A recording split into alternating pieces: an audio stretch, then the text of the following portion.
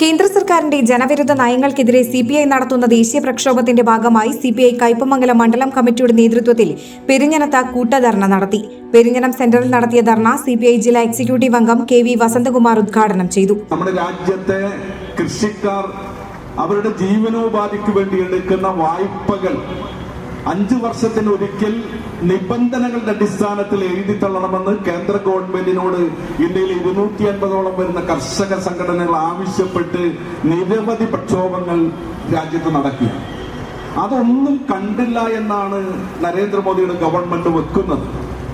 രാജ്യത്തെ അദാനി അടക്കമുള്ള കോർപ്പറേറ്റ് മുതലാളിമാരെ എല്ലാ രീതിയിലും സഹായിക്കുകയാണ്, വഴിവിട്ട ബന്ധമുണ്ടാക്കുകയാണ്.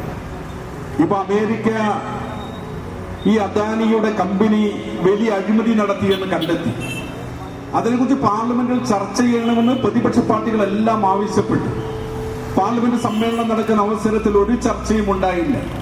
അദാനിയെ സഹായിക്കുന്ന നിലപാടാണ് അമിത്ഷായും നരേന്ദ്രമോദി അടക്കമുള്ള ആളുകൾ എടുക്കുന്നതെന്ന് നമ്മുടെ നാട്ടിലെ മുഴുവൻ ആളുകൾക്കും അറിയാം.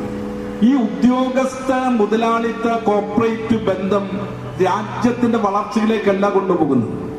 രാജ്യത്തെ സാധാരണക്കാരനായി തന്നെ നിലനിൽക്കുകയാണ്. മുതലാളിമാർ ഇങ്ങനെ വർദ്ധിച്ചുകൊണ്ടിരിക്കുക. നേരത്തെ ഇവിടെ ടി.പി. രഘുനാഥ് സൂചിപ്പിച്ച് ശതകോടീശ്വരന്മാരുടെ വർധനവിൽ വലിയ മാറ്റം രാജ്യത്തുണ്ടായില്ല. സ്വിറ്റ്സർലൻഡ് കേന്ദ്രീകരിച്ചിട്ടുള്ള ഒരു കമ്പനി പുറത്തുവിട്ട റിപ്പോർട്ട് അനുസരിച്ച് ശതകോടീശ്വരന്മാരുടെ സ്ഥാനം ലോകത്ത് ഇന്ത്യ 3-ാം സ്ഥാനത്താണ്. 1 അമേരിക്ക, 2 ചൈന, 3-ാമത് ഇന്ത്യ. 155 പേരുണ്ടായതിപ്പോ 185 ശതകോടീശ്വരന്മാർ നമ്മുടെ രാജ്യത്തുണ്ട്. അവരാണ് നമ്മുടെ സമ്പത്തിന്റെ 80% കൈപ്പിടിയിൽ ഒതുക്കി വച്ചിരിക്കുന്നത്. 20% ബാക്കി കോടിക്കണക്കിന് വരുന്ന സാധാരണക്കാരുടെ കയ്യിലുള്ള സ്വത്ത്. വലിയ വർധനവുണ്ടായിരിക്കുകയാണ്. അവിടെ നിന്ന് തന്നെ നമുക്ക് മനസ്സിലാകും ഈ ശതകോടീശ്വരന്മാരുടെ വളർച്ച എന്ന് പറഞ്ഞാൽ ഈ നരേന്ദ്രമോദി ഭരണകൂടത്തിന്റെ കൈവിട്ട കളിയാണിത്. മണ്ഡലം സെക്രട്ടറി ടി.പി. രഘുനാഥ് അധ്യക്ഷത വഹിച്ചു. ഒരു ചെറിയ പ്രദേശത്തുണ്ടായ ചെറിയ ഒരു പ്രകൃതിക്ഷോഭം എന്ന് കേന്ദ്രമന്ത്രിമാർ തന്നെ വയനാട് ദുരന്തത്തെ വിശേഷിപ്പിക്കുമ്പോൾ നമുക്ക് എന്ത് തരത്തിലുള്ള നീതിയാണ് കേന്ദ്രത്തിൽ നിന്നും ലഭിക്കാൻ പോകുന്നതെന്ന് നമുക്ക് മനസ്സിലാക്കാം. നിരവധിയായിട്ടുള്ള മുടന്തൻ ന്യായങ്ങൾ കേന്ദ്രം ആവർത്തിച്ചുകൊണ്ടിരിക്കുക. നമ്മൾ കൃത്യമായ വിവരങ്ങൾ കൊടുത്തു, കൃത്യമായ കണക്കുകൾ കൊടുത്തു. 2022 കോടി രൂപ അടിയന്തര സഹായം അനുവദിക്കണമെന്ന് ആവശ്യപ്പെട്ടു. വളരെ ദുഃഖകരമെന്ന് പറയട്ടെ, ഒരു ചില്ലി കാശ് പോലും വയനാട്ടിലെ ദുരിതബാധിതർക്കായി കേന്ദ്ര ഗവൺമെന്റ് നമുക്ക് തന്നില്ല എന്ന് മാത്രമല്ല, പ്രധാനമന്ത്രി ഹെലികോപ്റ്ററിൽ സഞ്ചരിച്ചതിന്റെ ദുരന്തം വീക്ഷിച്ചതിന്റെ ചെലവ് 112 കോടി രൂപ സംസ്ഥാന ഗവൺമെന്റ് കേന്ദ്രത്തിലേക്ക് കൊടുക്കേണ്ടി വന്ന ഒരു സാഹചര്യം കൂടി ഉണ്ടായി.